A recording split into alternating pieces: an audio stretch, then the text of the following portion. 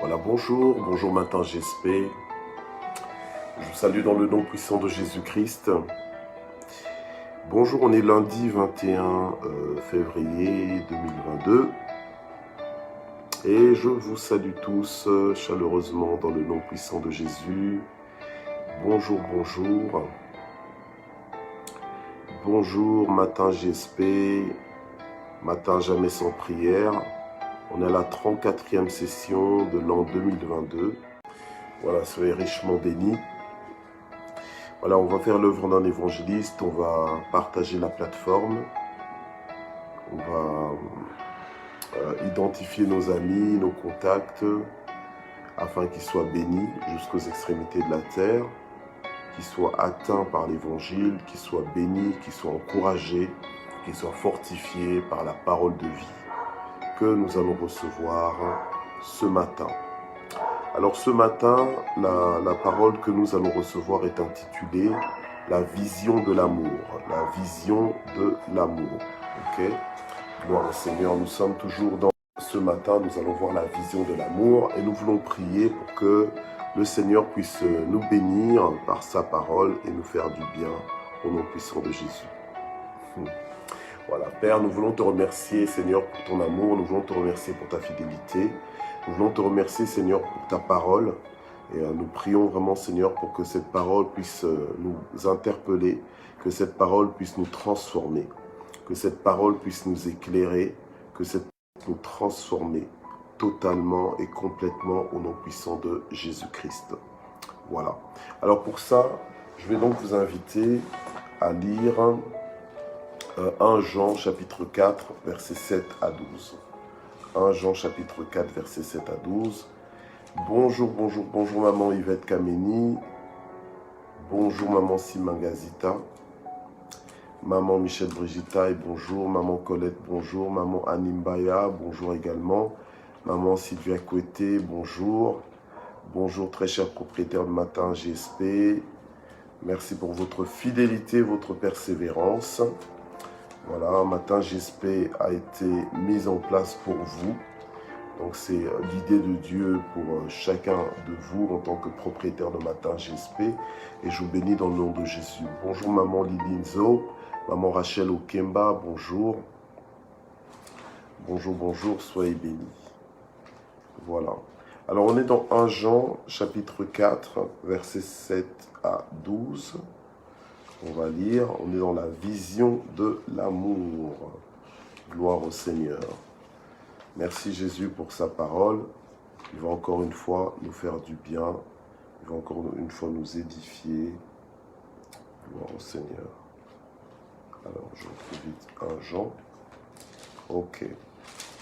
Alors, 1 Jean chapitre 4, versets 7 à 12. Ok. Bien-aimés, aimons-nous les uns les autres. Car l'amour est de Dieu, et quiconque aime est né de Dieu et connaît Dieu. Celui qui n'aime pas n'a pas connu Dieu, car Dieu est amour. L'amour de Dieu a été manifesté envers nous en ce que Dieu a envoyé son Fils unique dans le monde afin que nous vivions par lui. Et cet amour consiste non point en ce que nous avons aimé Dieu, mais en ce qu'il nous a aimés et a envoyé son Fils comme victime expiatoire pour nos péchés. Bien-aimés, si Dieu nous a ainsi aimés, nous devons aussi aimer qui nous dit, donc toujours dans 1 Jean chapitre 4, donc on a lu du verset 7 à 12, et maintenant on va lire du verset 20 à 21. Si quelqu'un dit « j'aime Dieu » et qu'il haïsse son frère, c'est un menteur, car celui qui n'aime pas son frère, mais Dieu qu'il ne voit pas. Et nous avons de lui ce commandement, que celui qui aime Dieu aime aussi son frère. Voilà. Gloire au Seigneur. Alors la parole, nous venons de la lire telle qu'elle nous est donnée par le Seigneur, par le Saint-Esprit. Alors nous sommes dans le mois de la vision étant comment Dieu voit les choses. D'accord? Ok.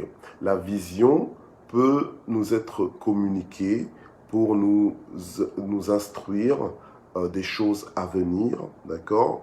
Pour nous instruire de ce que le Seigneur veut faire, ok? Ça fait partie de la vision, ok? Que le Seigneur peut nous communiquer. En réalité, c'est un message. c'est un message de la part de Dieu, d'accord? Une instruction ou une information, ou un avertissement que le Seigneur peut vouloir communiquer à son peuple. Voilà. Alors, la vision de l'amour, c'est quoi? C'est le point de vue de Dieu ou la place que Dieu donne à l'amour dans la vie des fils de Dieu. Voilà. Donc, c'est ça la vision de l'amour. Ok?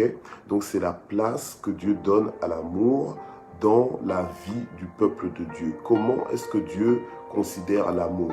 Quelle est la valeur que Dieu donne à l'amour? Comment est-ce que Dieu voit l'amour en fait dans nos vies? Voilà. Qu'est-ce que Dieu veut voir comme manifestation d'amour dans nos vies? Voilà. Donc c'est ça la vision de l'amour.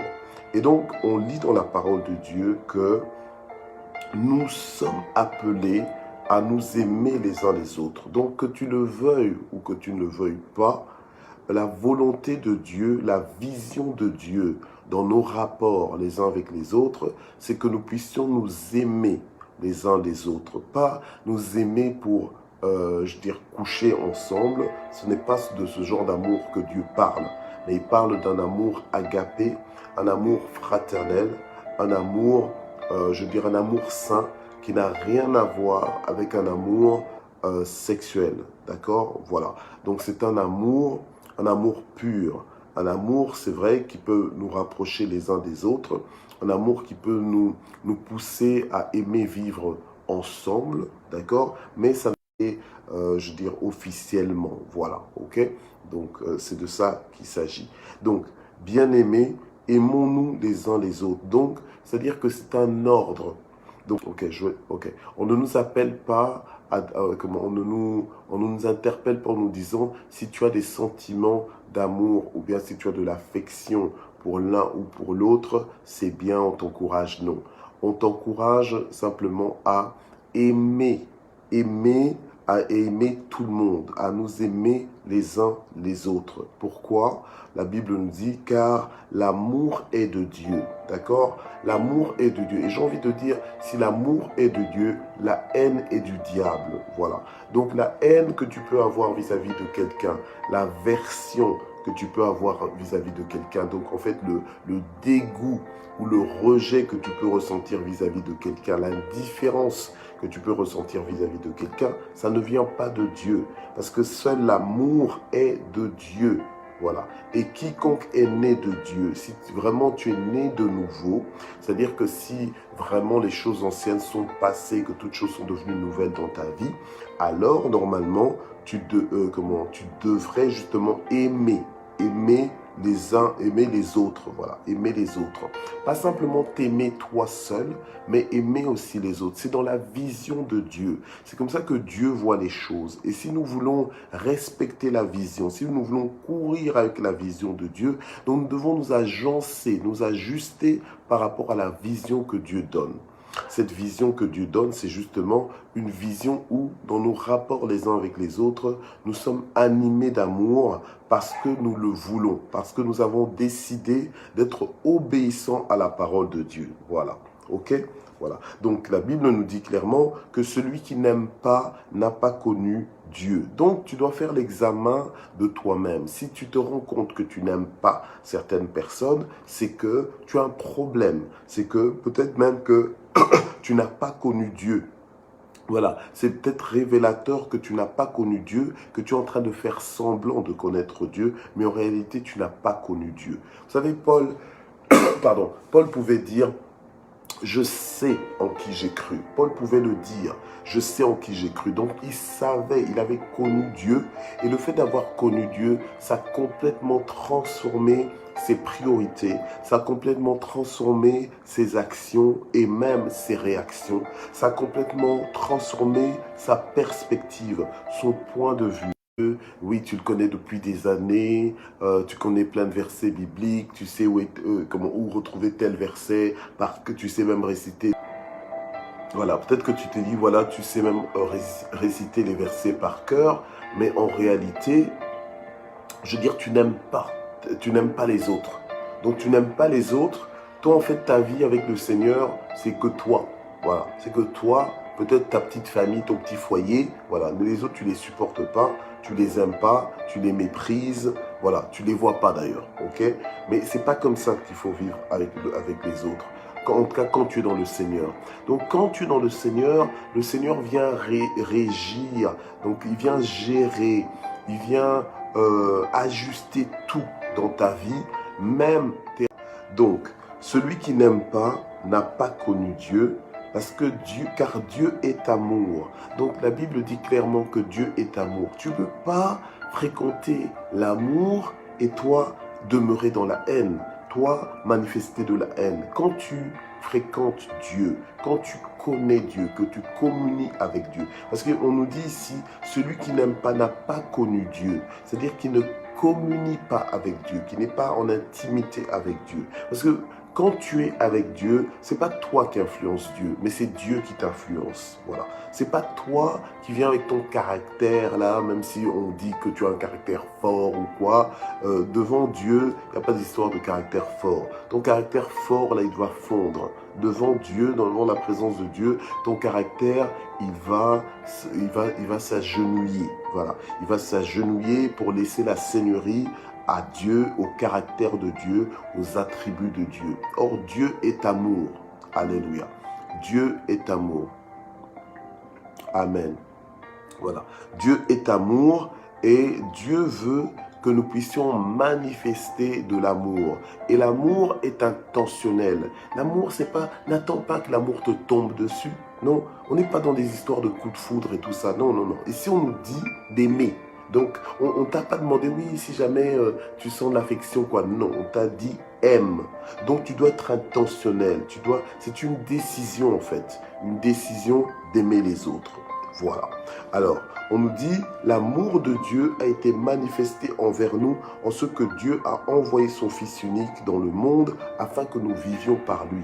La Bible le dit dans Jean 3,16, car Dieu a tant aimé le monde qu'il a donné son Fils unique afin que quiconque croit en lui ne périsse point, mais qu'il ait la vie éternelle. C'est vite dit, c'est facile de le dire comme ça, mais quand dans le concret, c'était quoi? Dans le concret, c'est Jésus qui a quitté la gloire. Donc la gloire pour prendre une forme humaine, venir sur la terre et être tenté comme nous en toutes choses sans péché. Ne crois pas que c'était plus facile pour lui que pour toi. Voilà. Mais il n'a pas péché parce qu'il était 100% homme, 100% Dieu. Voilà. Et il est resté focalisé sur la raison de sa mission sur la terre. Voilà. Au point qu'il est mort à la croix. Il s'est fait pécher. Il a porté le péché à notre place afin de porter notre condamnation. Voilà. Afin de payer pour nous. Ok? Donc nous n'avons plus rien à payer puisqu'il a déjà tout payé pour nous. Donc là tu vois le prix de l'amour. Donc le Seigneur s'est donné pour nous. Et c'est comme ça que la parole de Dieu nous dit que c'est en Dieu que nous comprenons l'amour, que nous connaissons l'amour, que l'amour de Dieu a été manifesté envers nous. Comment?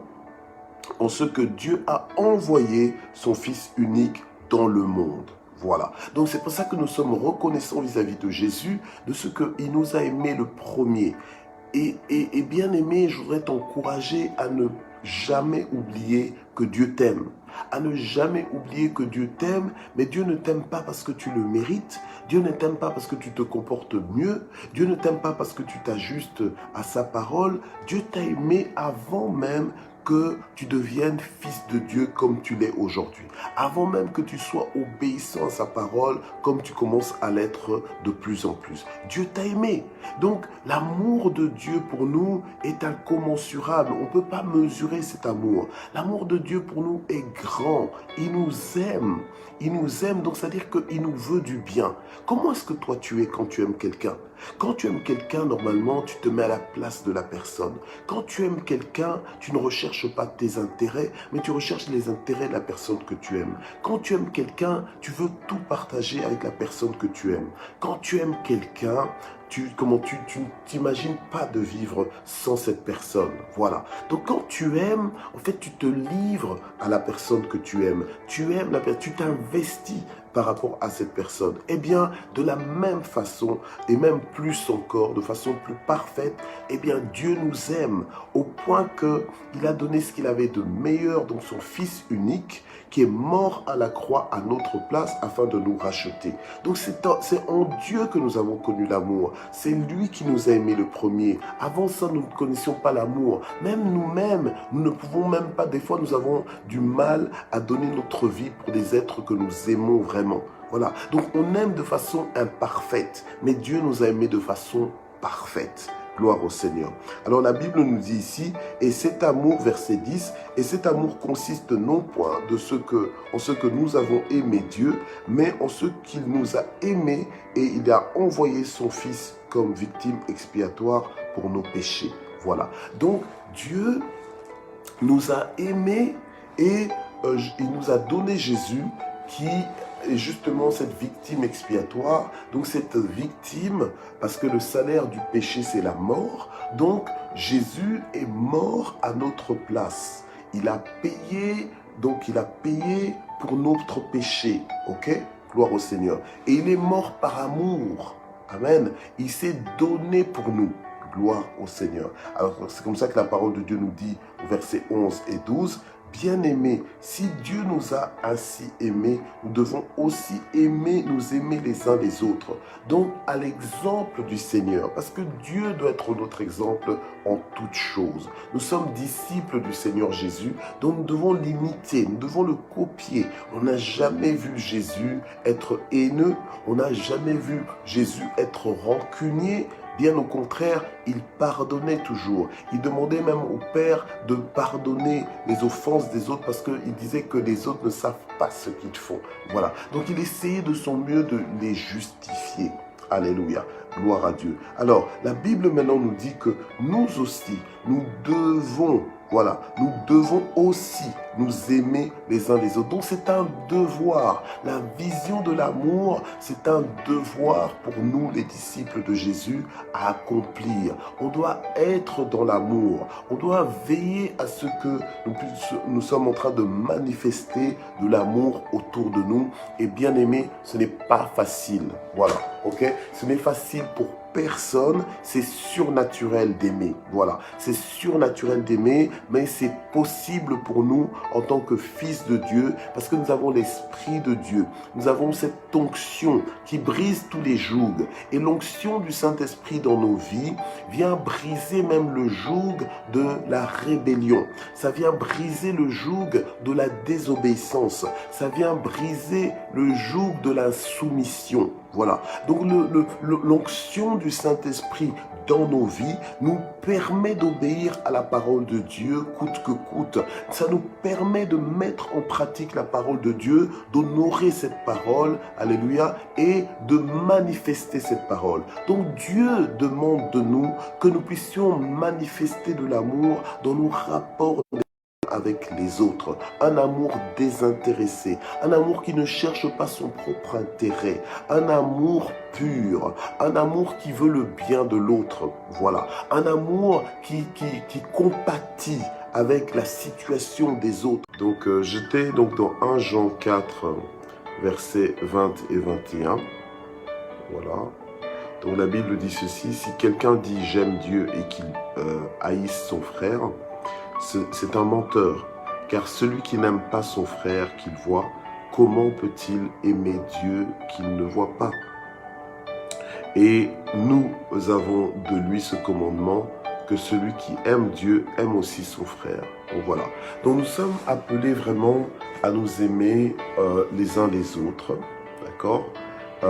Puisque la parole de Dieu nous fait comprendre que Dieu est amour et que si nous aimons Dieu, nous devons aussi aimer notre frère. Voilà.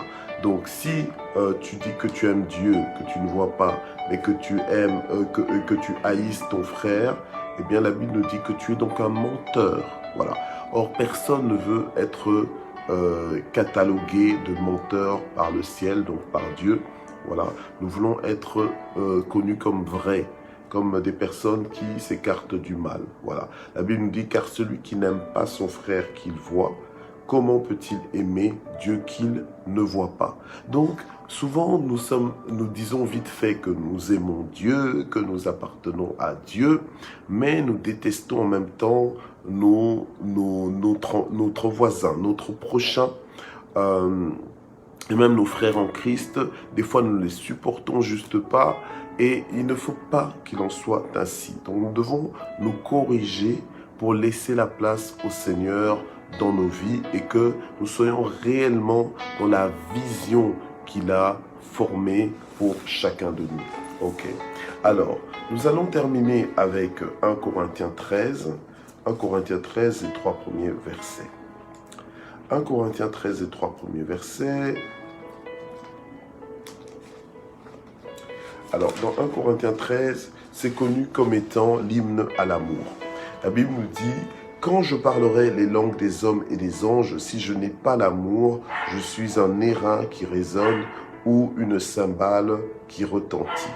Et quand j'aurai le don de prophétie, la science de tous les mystères et toute la connaissance, quand j'aurai même toute la foi jusqu'à transporter des montagnes, si je n'ai pas l'amour, je ne suis rien. Et quand je distribuerai tous mes biens pour la nourriture des pauvres, quand je livrerai même mon corps pour être brûlé, si je n'ai pas l'amour, cela ne me sert à rien. » Donc on voit ici que la vision de l'amour est très importante parce que Dieu nous attend dans l'amour. Dieu veut nous voir dans l'amour. Dieu veut voir l'amour manifesté au travers de nos actes, de nos décisions, de notre quotidien. Voilà. Dieu veut vraiment que nous puissions comprendre que si nous faisons beaucoup de choses, si nous faisons pas mal d'exploits, mais que nous ne sommes pas motivés par l'amour ou que nous ne manifestons pas de l'amour autour de nous, nous ne sommes rien. Rien dans le royaume de Dieu, nous ne sommes rien. Nous pouvons penser que nous avons de la valeur, mais en réalité, nous ne sommes rien. Ça, c'est à quel point cela est grave comme dimension. C'est une dimension importante aux yeux de Dieu, l'amour. C'est une dimension importante, c'est une expression même qui est importante aux yeux de Dieu. Dieu veut voir de l'amour manifeste, il veut voir de l'amour réel. Maintenant, l'amour, c'est facile de parler de l'amour quand l'autre personne est de caractère facile. C'est facile d'aimer les gens faciles, mais l'amour véritable, tu vas le voir quand tu dois manifester de l'amour à des gens compliqués, quand tu dois manifester de l'amour à des personnes qui sont peut-être répugnantes pour toi. Voilà. Donc c'est là que Dieu va regarder à quel point tu as de l'amour. Tu es testé en fait dans la manifestation de ton amour. Donc nous devons quelque part faire attention que l'amour est important et l'amour est incontournable dans notre vie. Voilà. La Bible nous dit même que quand au verset 13 de 1 Corinthiens 13, « Maintenant donc ces trois choses demeurent, la foi, l'espérance et l'amour. Mais la plus grande de ces choses, c'est l'amour. » Voilà. Donc l'amour, bien-aimé, est important. Alors, c'est étonnant parfois de voir des communautés où... Okay. C'est un sujet délicat, mais ce n'est pas un sujet tabou. On doit en parler. On doit en parler, on doit veiller à ce que ce soit l'amour qui soit au milieu de nous, que ce soit l'amour qui soit notre lien de perfection. Voilà, le lien de perfection, pourquoi? Parce que quand il y a l'amour, soude, met ensemble même des caractères complètement opposés, des caractères différents, des attitudes différentes, une éducation différente, mais c'est l'amour qui nous permet d'être ensemble, c'est l'amour qui nous permet de ne pas nous détruire, de ne pas nous critiquer, mais d'être ensemble, fortifiés ensemble, consolidés ensemble, agencés ensemble les uns avec les autres et devenir complémentaires et plus forts ensemble. Voilà. Donc sur ce matin, nous allons vraiment prier pour que Dieu nous aide à manifester de l'amour autour de nous. Que vraiment que le Seigneur nous aide à manifester de l'amour. Alléluia. Et vous savez, la parole de Dieu nous dit que les commandements de Dieu ne sont pas trop difficiles. Donc ce que Dieu nous demande, nous sommes capables de l'accomplir. Voilà. Nous sommes capables d'aimer. d'aimer, nous sommes capables de pardonner, nous sommes capables de supporter, nous sommes capables de rechercher l'intérêt des autres, nous sommes capables de pardonner, nous sommes capables de tout supporter pour manifester de l'amour aux autres. Alléluia. Seigneur notre Dieu, nous te remercions pour ta parole ce matin. Nous te remercions, Seigneur notre Dieu, pour cette parole sur la vision de l'amour. Éternel, éclaire-nous encore, alors que nous allons lire ta parole, que tu puisses nous éclairer, que tu puisses nous aider à manifester de l'amour autour de nous, que tu puisses nous aider à prendre en compte les autres, à considérer les autres, même dans nos différences. Seigneur notre Dieu, que tu nous aides à rester unis, que tu nous aides à rechercher l'unité, à rechercher la paix avec tous. Alléluia. Au nom puissant de Jésus-Christ. Alléluia. Seigneur, donne-nous des cœurs remplis de ton amour. Donne-nous des cœurs bien disposés, ô Éternel des armées. Alléluia. Donne-nous des cœurs, Seigneur, qui aiment les autres profondément, qui aiment les autres sincèrement. Au nom puissant de Jésus-Christ. Amen. Alors nous voulons aussi prier pour apporter nos fardeaux entre les mains du Seigneur. Les fardeaux que tu peux avoir, les préoccupations que tu peux avoir par rapport à cette semaine. Peut-être que tu dois voyager et tu es inquiet. Peut-être que tu dois postuler mais que tu as des doutes. Alléluia. Peut-être que tu as des problèmes. Que tu puisses intervenir dans nos situations, que tu puisses te glorifier dans nos vies, que tu puisses t'élever dans nos vies, que tu puisses débloquer les situations bloquées, que tu puisses ouvrir les portes fermées, que tu puisses, Seigneur notre Dieu, aplanir nos sentiers, que tu puisses, Seigneur, te glorifier au travers de nos vies, au nom puissant de Jésus-Christ. Seigneur, visite nos maisons, visite nos foyers, visite nos tribus, nos clans, visite, Seigneur, nos tribus dans le nom puissant de Jésus, visite nos Alléluia. Et nous voulons enfin prier avec action de grâce. Nous voulons remercier Dieu pour sa fidélité. Alléluia. Vous savez que nous sommes dans la dernière semaine. Pardon. Nous sommes dans quasiment la dernière semaine du mois de février. Et nous voulons remercier Dieu pour sa fidélité. Nous voulons le remercier déjà pour sa fidélité et sa bonté vis-à-vis de nous. Père, nous te remercions pour ta fidélité, pour ta bonté vis-à-vis de chacun de nous. Merci pour tout ce que tu fais. Merci pour tout ce que tu as fait. Et merci pour tout ce que tu feras, Seigneur notre Dieu. Sans toi, nous ne pouvons pas vivre. Mais que la gloire monte vers toi, Seigneur, toi qui nous connais. Seigneur, sois béni au nom puissant de Jésus. Alléluia. Gloire à toi, Seigneur. Nous élevons ton Saint. Amen. Que Dieu vous fasse du bien, que Dieu se souvienne de vous. N'oubliez pas la vision de l'amour, elle est importante dans nos vies. Si nous n'avons pas l'amour, nous ne sommes rien. Donc ne négligeons pas l'amour parce que Dieu regarde à l'amour. Dieu veut voir l'amour se manifester dans notre vie. Amen. Donc quand tu manifestes de l'amour, sache que c'est surnaturel, c'est miraculeux. Voilà, c'est miraculeux que tu te comportes avec amour dans une génération si perverse que celle-ci, voilà, dans une génération aussi anti-Dieu que celle-ci, voilà. Lorsque tu manifestes de l'amour, tu plais à Dieu. Alléluia. Amen. Tu plais à Dieu et tu fonctionnes aussi selon sa vision. Donc nous avons fini ce matin GSP et je voudrais vraiment vous encourager encore à être là demain.